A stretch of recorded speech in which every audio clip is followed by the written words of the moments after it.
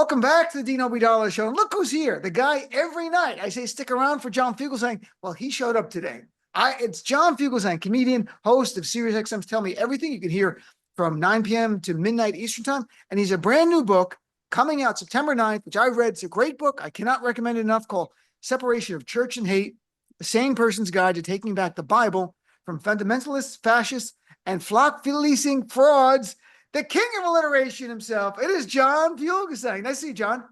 Thanks, Dean. What a pleasure. I'm so honored. It's great to be back on your show. I didn't know as SiriusXM host we were supposed to actually read the books. I'm really embarrassed now. I've been like faking it with authors for 10 years. Good Lord. Thank you. I like reading as much as I can of everybody's books and watching Okay. their things.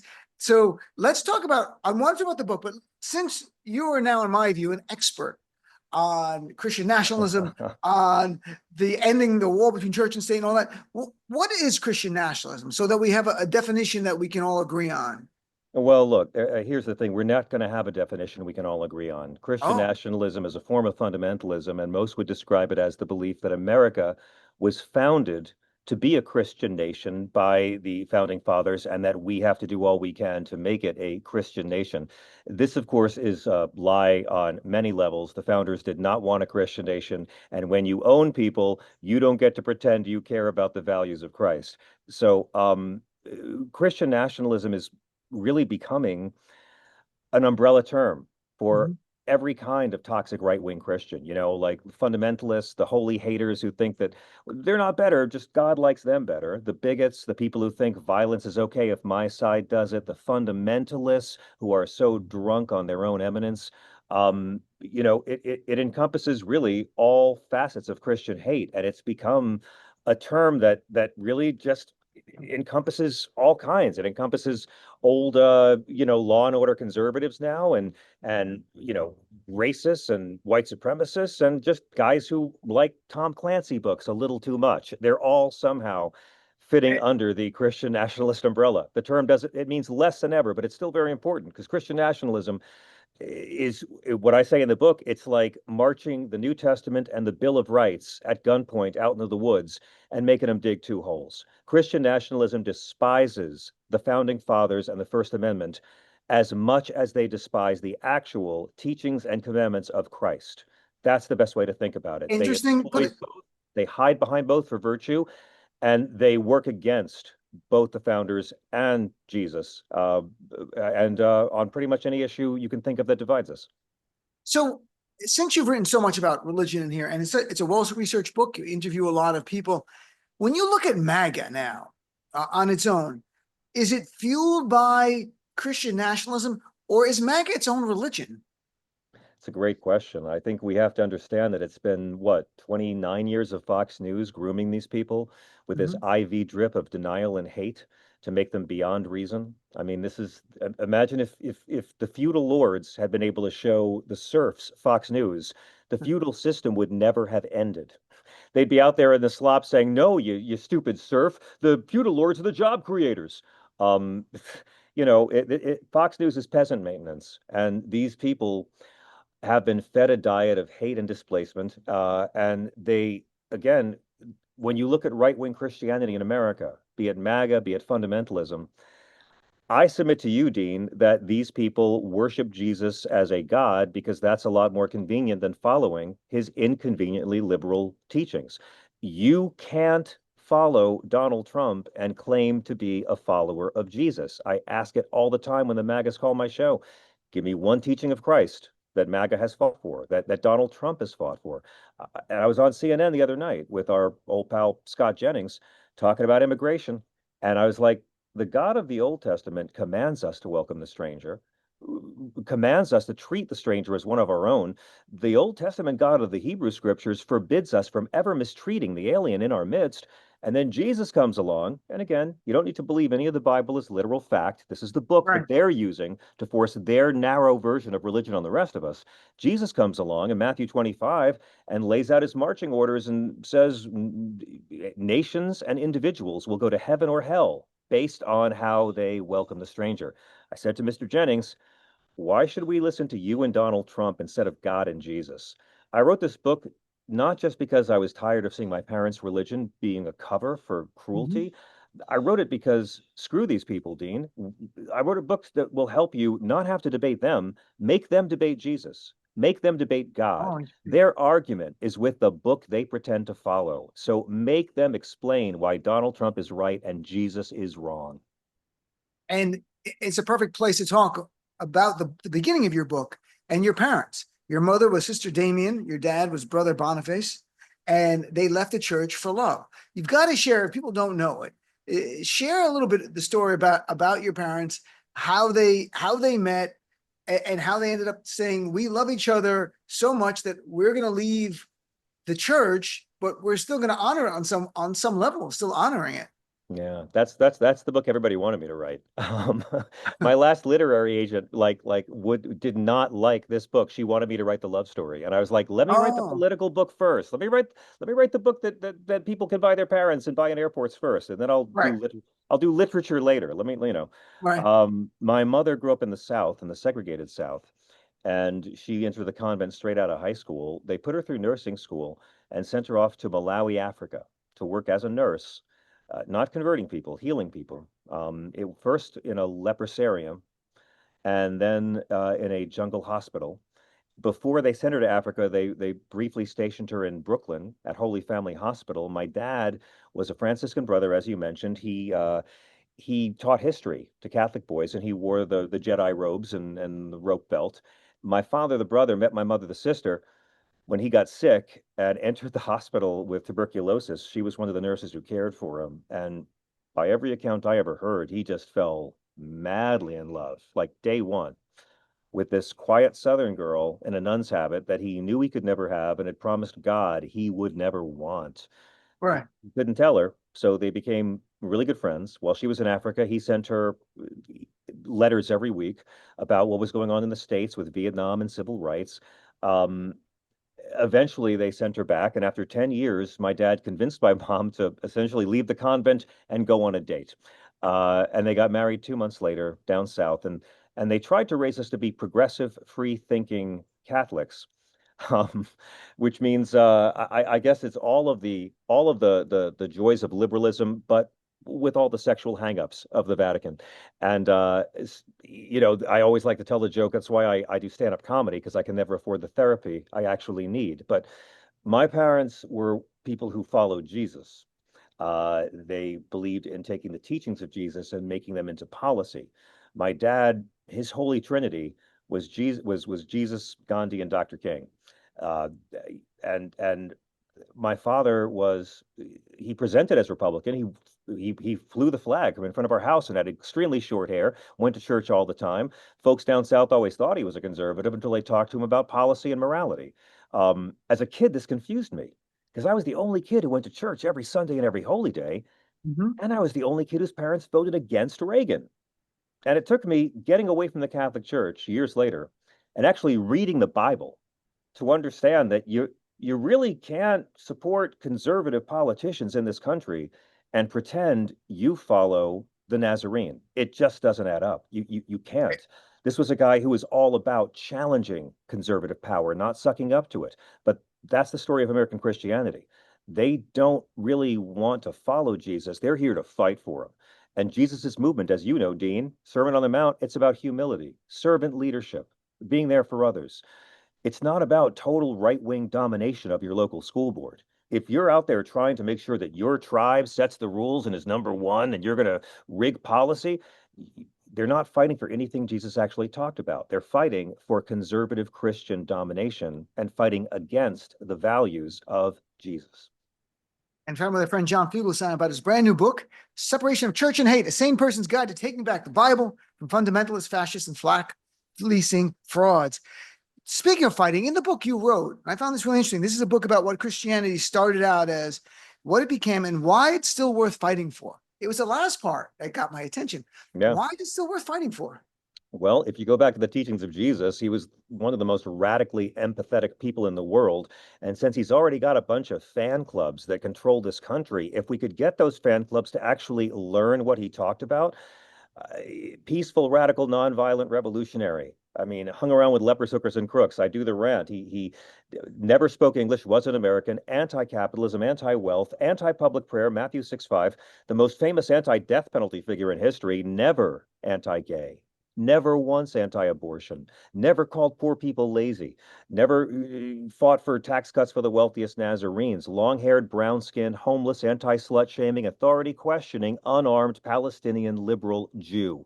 And in Matthew 25, Jesus comes out and gives his marching orders. The parable I mentioned earlier, it's called the goats and the sheep. Some call it the judgment of nations.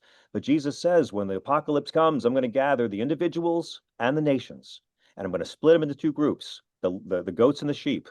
And I'm going to say, okay, if you took care of the poor, took care of the sick, welcome the stranger, and were kind to those in prison, then you were kind to me. You know the phrase, Lord, when were you in jail? When did we not welcome you? When you didn't do it for the least of these, you didn't do it for me. Right. This passage is Jesus laying out his marching orders for what it would actually take to have a Christian society. I call it his memo to the Heritage Foundation. Jesus says point blank that what gets individuals and nations into heaven or hell, four criteria. You care for the poor, individuals and nations. You care for the sick. You welcome the stranger, because God doesn't pay attention to our invisible lines we draw in the sand to separate our tribes, and you're kind to those in prison. Nothing about how much money you give your church, how mean you are to trans kids, how harshly you persecute migrants, or how loudly you scream at women outside clinics. This is why they're always fighting, Dean, to put the Hebrew Ten Commandments or other quotes of St. Paul on a courthouse wall. They never fight to put the actual teachings of Jesus on any classrooms or any courthouses because they don't follow him. He is their prop. Mhm. And I wrote this book because you don't need to believe the Bible is literal fact to take this camouflage away from these mean authoritarian thugs.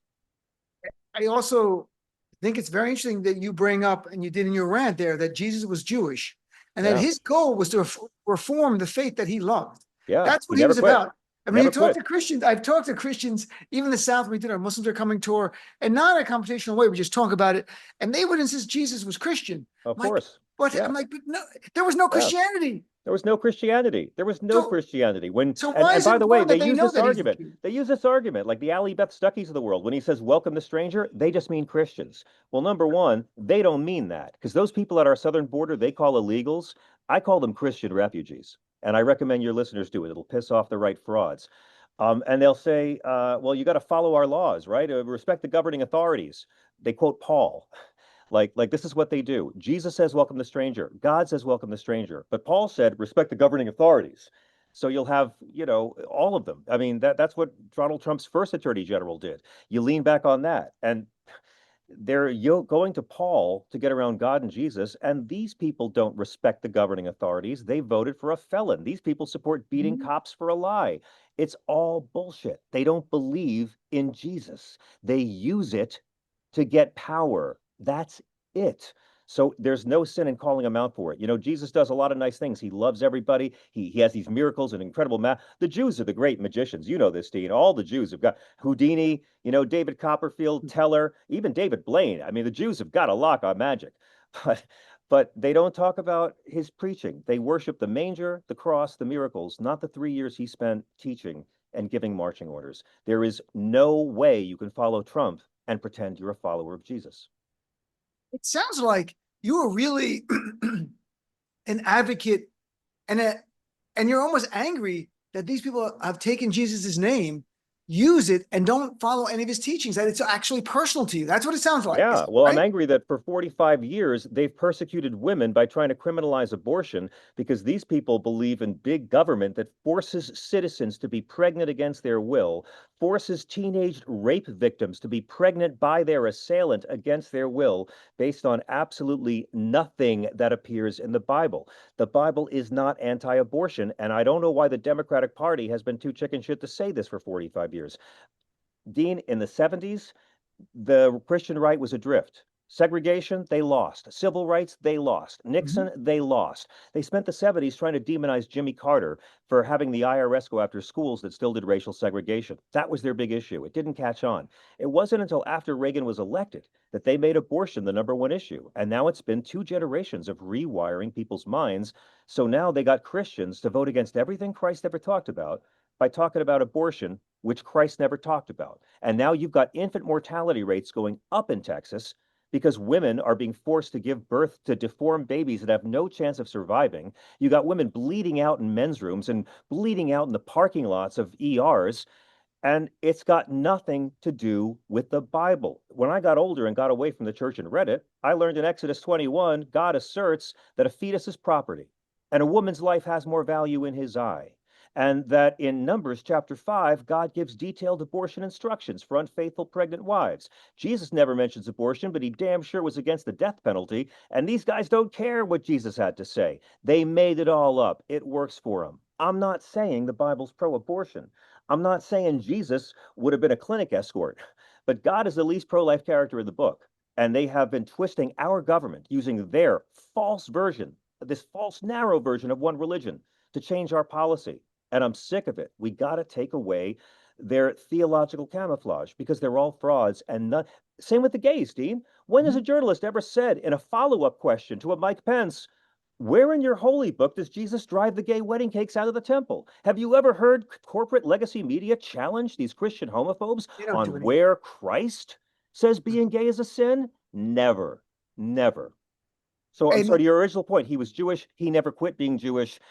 But the bigots will say the Jews killed Jesus. The Romans killed Jesus. And I go right. deep on that in the book. And I also like that you do a lot of fact checking, which is interesting for a religious book. Like you have fact. Yeah. One thing you talk about is the idea not taking the Bible literally, and it's interesting the reasoning you give because I've talked to certain people who are like Baptists and they're like we take every word literally. I'm like, okay, I got Yeah. some words to talk They to you don't. about. Yeah, they But don't. you said here it leads to a spiritual elitism and intolerance and division and hostility, even among Christians with differing interpretations. I'm like, well, that's a very interesting point. The idea if you're going to say it has to be literal, like I went to Catholic school. The priest never told us it was literal. It was more like these touchstones to live your life. There were moral stories Exactly. and parables to be a good person. Take what you want from it that helps you become a better person. I talked to some Southern Baptists who were like, it's literal and you got to follow every word, Old and New Testament.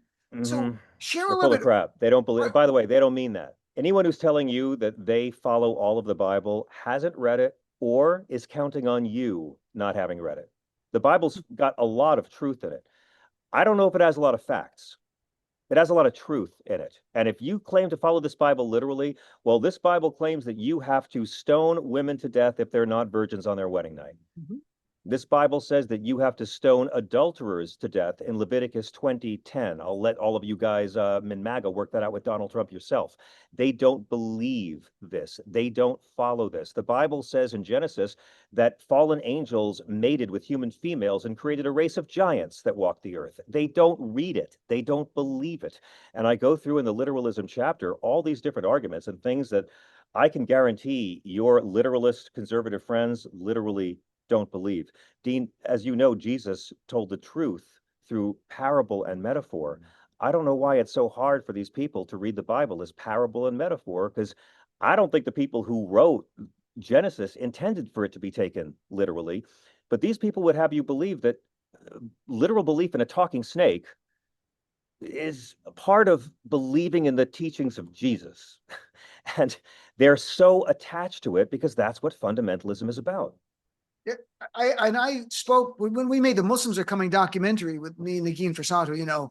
We went down to the American Family Association and we had an interview with one of the guys, and he said, "I take the Bible literally." And we said, "Well, in Luke 19, I think it is, it says, if anyone will not accept me as their leader, bring them before me, and we will slay them." And he goes, "No, that's not literal." He goes, "That's figurative." Like we caught him right there, where he's like, wherever it was convenient not to believe in something literal, he would talk about it. The other thing you mentioned, like Jesus described as a bread of life in the Bible.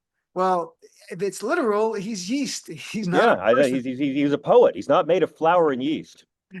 So Sorry, the helicopters are coming right above me. Can you hear that? no, we can Okay, never hear good. them. It's funny how No, I hear car noise outside. I'm like, oh, I'm sorry, I can't hear it. No, it's remarkable. Our speakers. yeah, this helicopter. Well, by the way, that Luke story about bring him before me and let me kill them, your friend had it wrong. That is actually the character of the king in a parable that Jesus is telling. It's a character in a story that Jesus is telling, but people who don't read the Bible and take it all out of context think that that's Jesus coming out in favor of the death penalty. and it's not. Jesus overturns eye for an eye in the Sermon on the Mount. He stops an execution and says that only people who have never sinned are allowed to execute. So he's pro-life in that sense. But Donald Trump killed more federal prisoners than all presidents in 100 years combined. Their movement does not follow Jesus. And as we've seen with gun safety legislation, they are not pro-life. And one of the things you have a chapter on about feminism, and you quote a passage from Timothy, which I've quoted on my show, that it says, "But I suffer not a woman to teach, nor to usurp authority over the man, but to be in silence." And the idea of submission is from Timothy. And it reminded me of this week when Charlie Kirk said about Taylor Swift, okay, I hope she knows she has to submit to Travis Kelce. The idea, it doesn't matter that you're a billionaire woman that's created a whole world and you're huge out there. You were second because of your gender. And that's a big right-wing talking point. This is a big part of what they're about. So what's the truth about this? Because you go through in greater detail the reality. Yeah. Okay, well, I wrote a whole chapter on feminism, and Right. it wound up being my favorite chapter in the book. I learned so much, and it was the one that turned me on the most because there's so many examples of what a feminist Jesus was, but they tell you these stories as a kid before you're old enough to appreciate what they mean. Women have it bad in the Bible, okay? I put it in two categories for Bible authors. Women are either property and or icky. When it comes to menstruation, oh my God, these men are really disgusted by the menstrual blood that gives life to all of us. What a mistake that awful menstrual blood is. And the entire book is a blueprint for how to shame women out of the public sphere for a solid 2,000 years. Let's point out that the Jews are way beyond the Catholics now. My God, Israel had women serving before America. Israel had a female leader before America. The Jews are doing great. The Christians are trying to drag us back to Old Testament. Then you get this guy Jesus come along, and he breaks all the rules. He is an outrageous feminist. Jesus broke so many laws of Orthodox Judaism. He talked to women. He talked to women who weren't Jews. This was illegal. He taught women, which was deeply illegal. He allowed women to touch him, which was completely illegal. The story of the bleeding woman. Sam Cooke did a great song. She'd been bleeding for a dozen years, and no treatments would help her. She heard Jesus was coming. It's a famous story. She goes in the crowd and she touches him, and he says, "Who touched me?" She goes, "Me." He says, "Oh, you're healed." Well, it's a nice story, but when you actually think about the circumstances, she was breaking the law by going out in public. This woman made everyone in the crowd ritually unclean, and by touching Jesus, technically, according to the law, she made Christ unclean in the eyes of God. Jesus turns around, doesn't judge her, doesn't condemn her, doesn't punish her. He calls her daughter. The only time in the Bible he ever calls anyone daughter, and it's a woman who just broke the law to make him ritually unclean. He forgives her. This woman violates the taboo. Jesus breaks the taboo. I can't believe right-wing guys think this guy's on their side. He teaches women, which was illegal, constantly. The women are the first people Jesus appears to when he returns. And as I point out in the book, there's at least 3 women that go everywhere with Jesus. So you'd think there's 15 apostles. But the men who wrote the Bible said, nah, 12 apostles, 3 groupies. Yeah, and Scorsese got that right in his movie. So then Jesus dies, Paul comes in, and now misogyny's back on the menu. So Charlie Kirk is quoting Paul, making women submit before him. That's all Paul, because they don't quote Jesus. Now, Paul, I had to write a whole chapter on, and I wasn't planning on doing it, but he's the guy who, better or worse, made Christianity what it is and ruined it for many. And Paul brought all of his hangups into the work. He was starting the early Christian church, and he would write to his proteges, and filled with his homophobic hangups, his hangups about sex. He was a celibate and thought everybody should be because he believed the world was going to end really soon. He thought women were dirty and unclean. But then in other letters, he says that he's made women deacons, and he praises women who are rich, who are financing his own ministry. So either Paul was writing different messages to different churches for different propaganda, or someone else just rewrote all the damn letters over the last 2,000 years. But 300 years after Paul dies, the Council of Nicaea is put together when Rome takes over Christianity to make one creed to rule them all. And they decide that Paul's teachings about Scripture are now Holy Scripture themselves, right?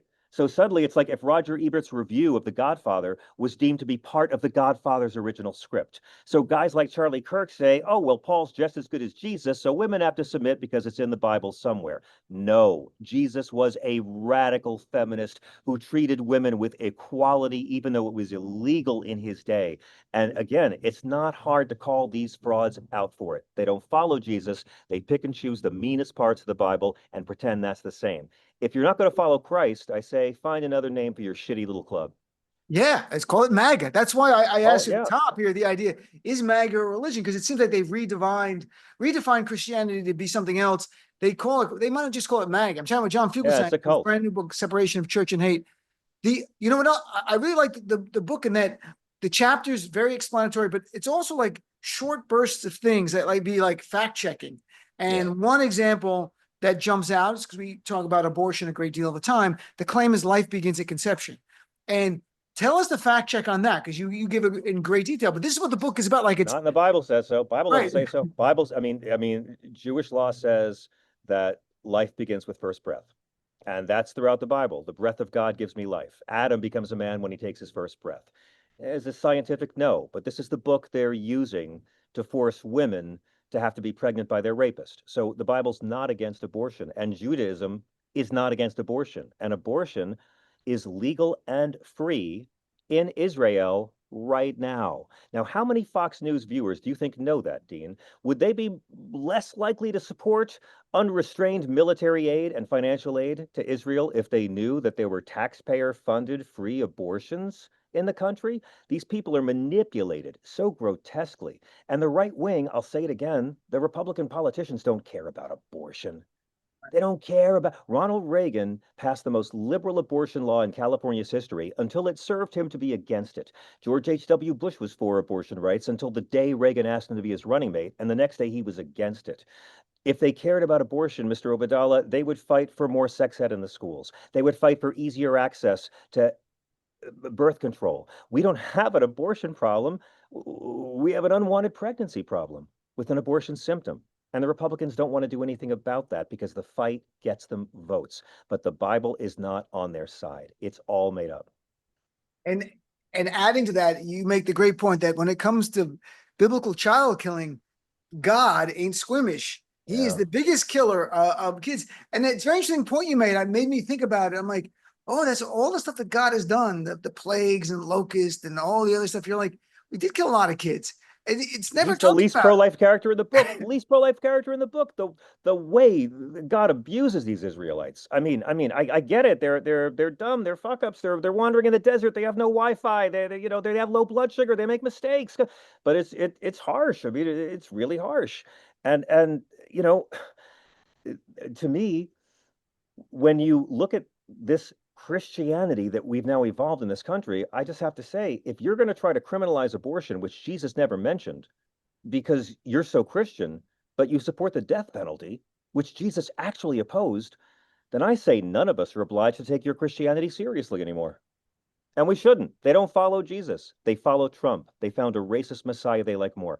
And Dean, this is the whole history of this country. And you know this better than anybody. It's the whole history of America. We are the only nation on earth where our Christianity history is completely entwined with white supremacy. Only nation on earth where they're inseparable. And you look at the whole history of the faith, and what I really think this book is about is that, yeah, these Christians have done awful things. And every time throughout history, when the Christians have done something evil, it's been the Jesus followers and their allies, who often aren't Christian, who have to push back. So the Christians give us the Crusades. And it's Jesus followers like St. Francis who quit the war and preach against violence. The Christians gave us the Doctrine of Discovery and raping lands and colonialism.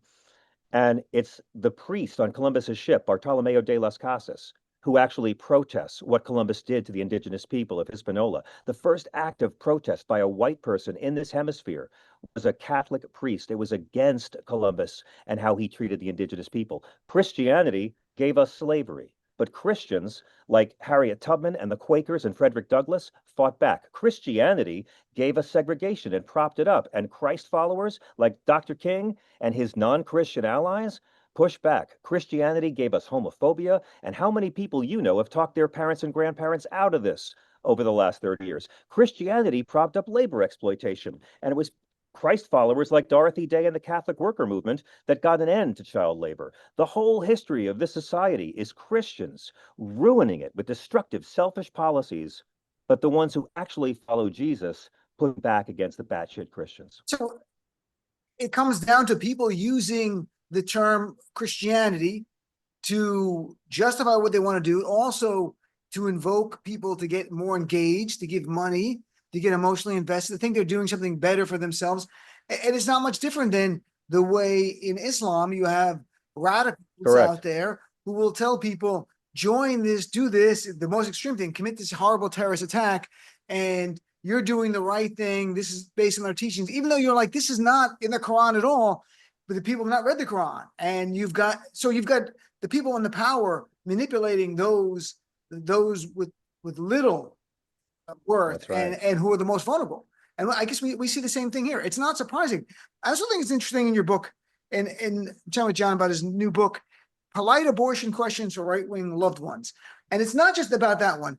You are making an effort through this book over and over, how to have conversation with people that are actually civil and respectful, and having, and with your uncle, or whoever it is. Why is that so important to you? Hardest book I ever had to write, Dean. I originally wanted this just be a Carlin-esque screed, tearing these people a new one, because that's fun, but that's limiting my audience. And I realized, like, okay, that's satisfying for me.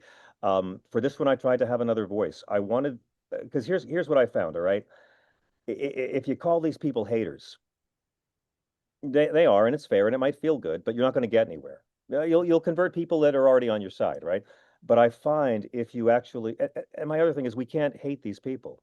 Like, we just can't. Hate makes you stupid. I mean, look at social media, Dean. How many liberal pals of yours and mine do we see making asses of themselves every day because they give in to hate on social media? You can't do it. Hate makes you dumb. And for most of us who grew up in this religion of Christianity, I should say, and thought it was a religion of love and empathy and care for others and service, and then find it's hijacked by these self-serving racists with a mean little tax-free clique. Well, okay, but for most of us, these people aren't nationalists or fascists. They're our family members or our friends from high school or our neighbors. We can't hate them. In a democracy, we have to beat them. And I find that if you engage these people on what's actually in scripture, something funny happens. They probably won't be swayed, right? You won't convince them. You will not move them. I'm not saying this is a book to help you convert them. I'm saying this is a book to help you debate them because they're wrong and it shows why. But I find they may appreciate you took the time to engage them on their own scripture. These people have been trained for 40 years to believe that liberals hate them and look down on them. So I don't think we need to give them the satisfaction of proving Fox News right. Engage them on the scripture. And I happen to think that you'll get a lot farther showing your racist uncle how Jesus was not an immigrant hating homophobe than if you just call your uncle an immigrant hating homophobe. And here's the funny thing about it. I don't think you'll sway them. You will sway the bystanders.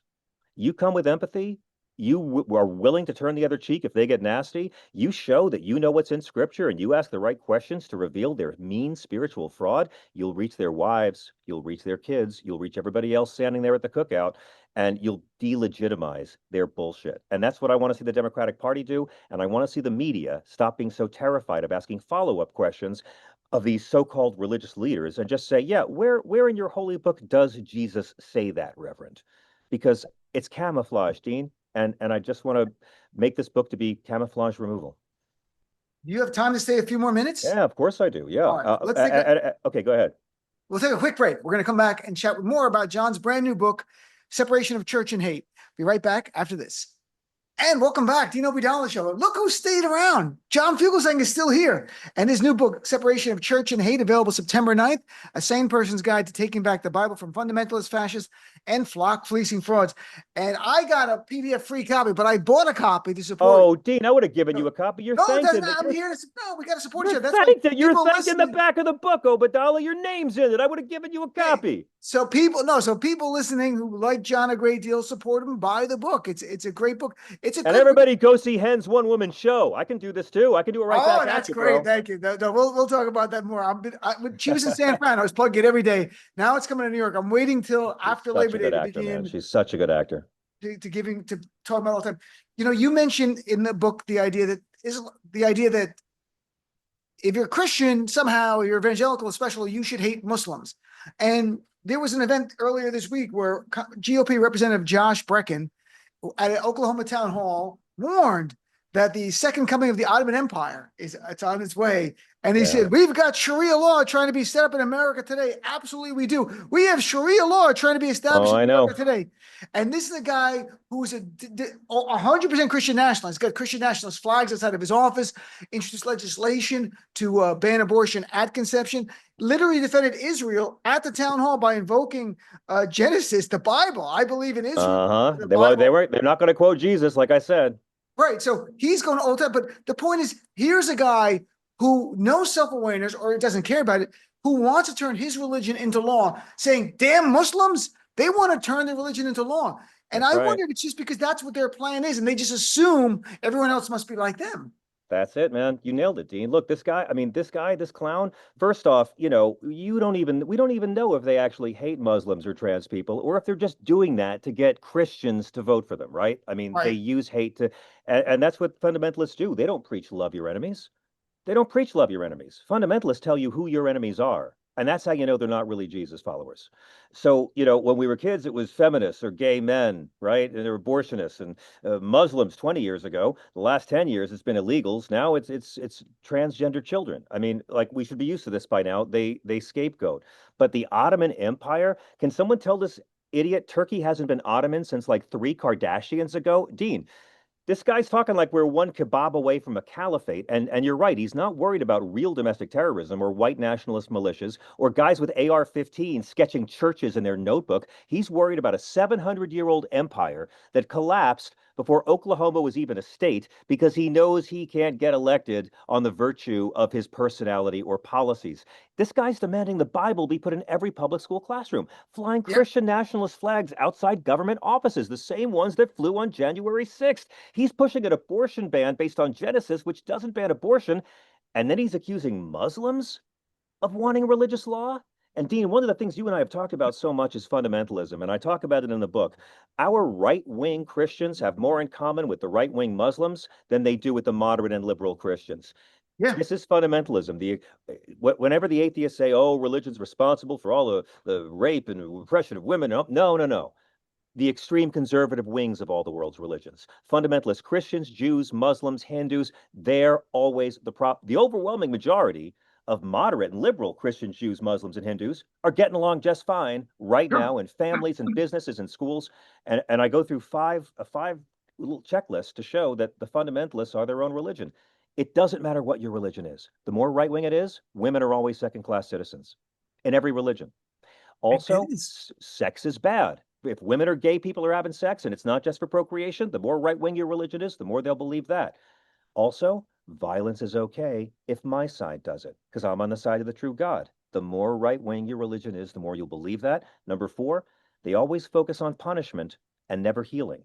That's how you know it's fundamentalism. They're all the same. And number 5, this penchant for victimhood, this persecution narrative that justifies anything cruel or violent that we do because we've been so put upon. It's got nothing to do with the Torah or the Quran or the New Testament. It is all about power. And we just got to put these fundamentalist Christians, Jews, and Muslims on an island together with all the drugs and all the guns and let them fight it out. And let the rest of us worship in religious freedom or none as our founders intended.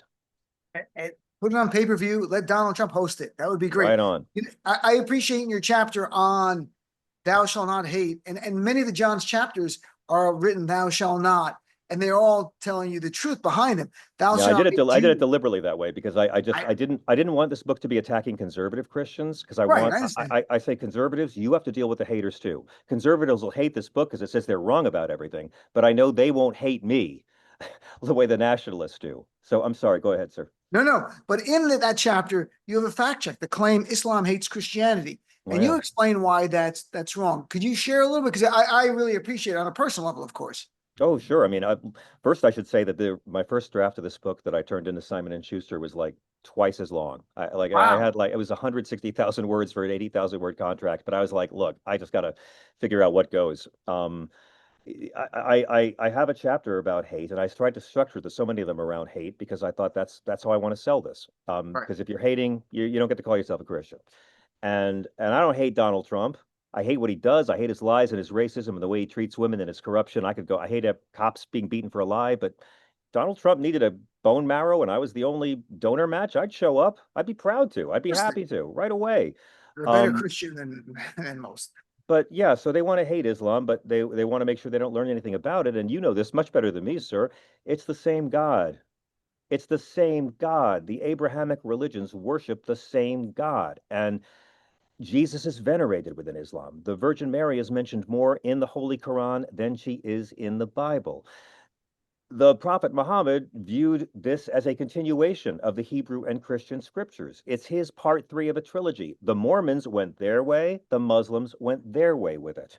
There's incredible overlap. And the greatest piece of overlap is if you're committing violence against people or hating people, you're not doing the religion right. And you've spoken about this so beautifully. I've learned so much about Islamic fundamentalism from you. Being one myself, being an Yeah, Islamic fundamentalist, I can share. I have a cousin named Miriam. She's Muslim. She's Arab. She's named after the Virgin Mary. That's where yeah, Miriam. I have, exactly. I know Arabs who are named Isa, which is Jesus in Arabic. I That's right. interviewed an imam for the Muslims are coming who said, and it's in the film, I can't be a good Muslim if I don't follow the teachings of Jesus Christ. I mean, he said that point blank, and people are like, Wow. "What? Yeah, I get it. I get What it. are you talking about?" I'm like, I get "That's it. you understand. He's part of his teachings. The real essence of Jesus is about love and compassion and empathy. That's what we're supposed to be fighting for. That's what we're And that about."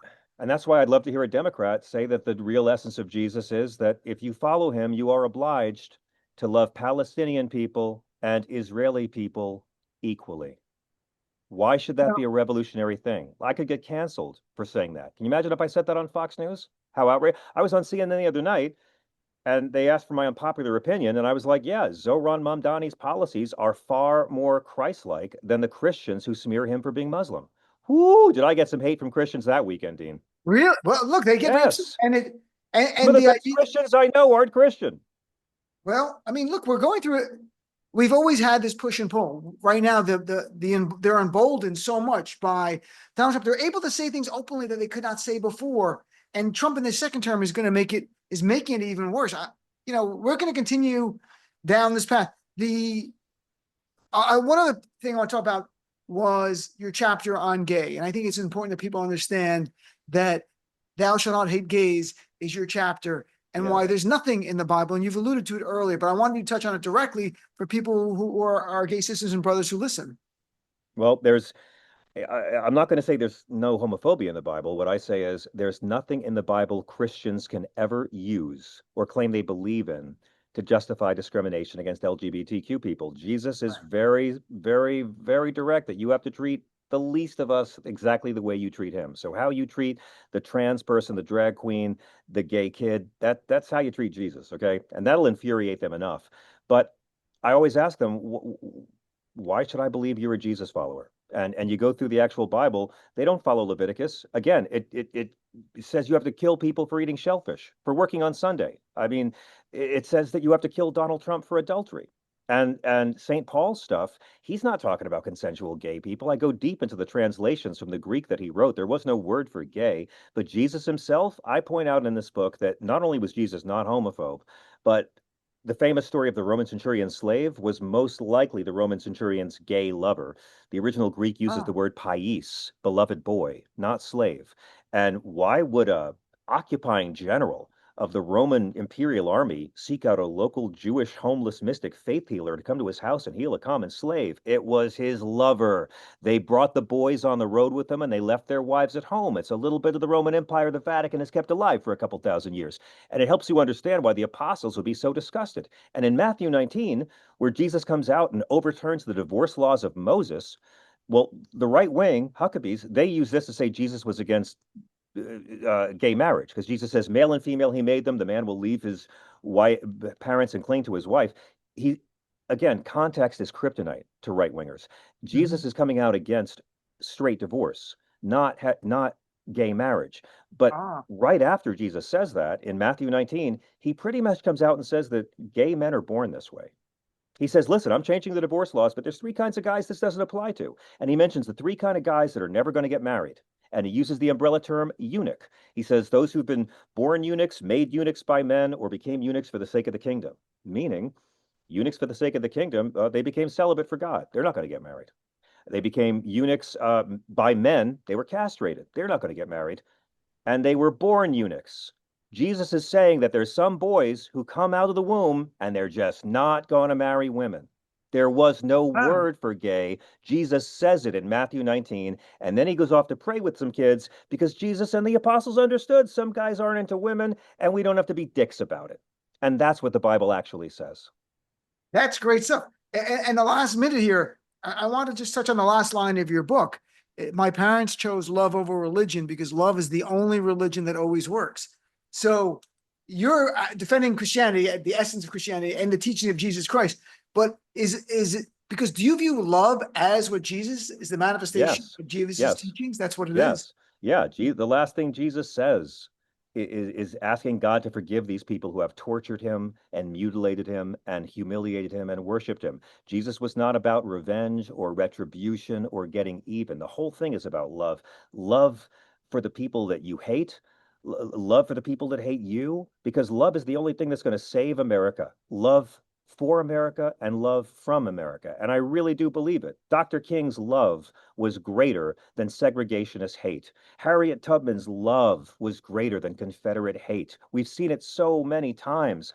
Love of LGBTQ brothers and sisters is greater than the lazy, cherry-picking hate that we were raised with. I'm sorry, I've seen it proven in my lifetime, the AIDS crisis. I mean, I just saw the swiftest advancement in civil rights for any minority in history, and America helped lead the way, and it happened because of a plague.